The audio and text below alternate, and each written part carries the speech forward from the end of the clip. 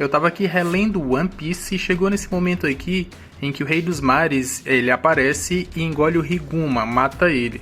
E o próximo seria o Luffy. Mas antes que isso acontecesse, o Shanks aparece, sacrifica o seu braço e salva o Luffy. Mas após isso é que fica interessante, porque o Shanks intimida o Rei dos Mares, manda ele embora, o bicho se assusta e logo depois vai embora.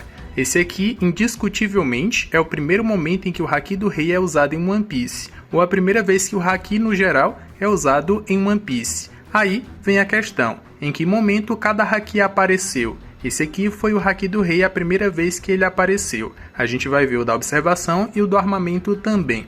O da observação aparece aqui nessa interação do Luffy com o Tite, a primeira vez que eles se encontram. Que o Tite pergunta, você é um pirata? O Luffy responde que sim. Aí ele pergunta, qual a sua recompensa? O Luffy, 30 milhões. O Tite, 30 milhões? Você? Aqui muita gente pode imaginar que o Tite estava menosprezando o Luffy. E aí por isso que ele disse que é impossível e que o Luffy está mentindo.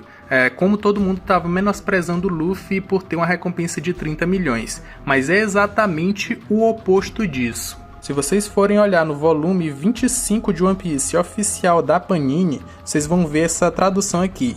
100 milhões, bem que achei 30 milhões muito pouco para o Haki daquele moleque, mas não imaginei que fosse tanto. Esse aqui foi o momento em que o Tite descobre a real recompensa do Luffy. Então aqui ele não estava menosprezando o Luffy, ele já sabia que a recompensa do Luffy tinha que ser maior pelo seu Haki, o que significa que o Tite usou o Haki da observação pela primeira vez em One Piece aqui, e foi a primeira vez que esse Haki apareceu.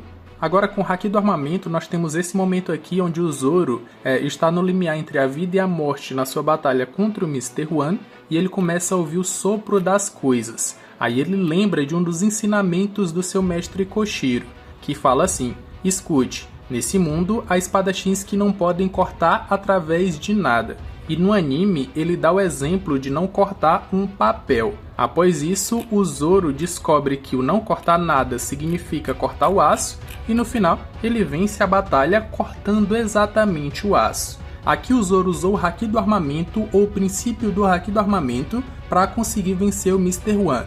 E se você não acredita em mim, é só ver aqui nesse momento onde o Luffy está treinando o Haki do armamento avançado lá em Wano, e ele conhece o vovô Ryou. E o vovô Ryou ensina exatamente isso para o Luffy. Homem do Chapéu de Palha. Aqui em Wano também temos uma habilidade assim. Ela é transferida do corpo do usuário para a espada. Assim, quando queremos cortar uma coisa, ela é capaz de cortar até mesmo o mais resistente dos metais. E aí você volta lá no Zoro cortando o Mr. One. E quando não queremos cortar nada, ela se torna incapaz de cortar até mesmo a mais fina folha de papel. Esse aqui foi o princípio do Haki que o vovô Ryou ensinou para o Luffy, e exatamente o mesmo ensinamento do mestre do Zoro que o Zoro utilizou aqui para cortar o Mr. One.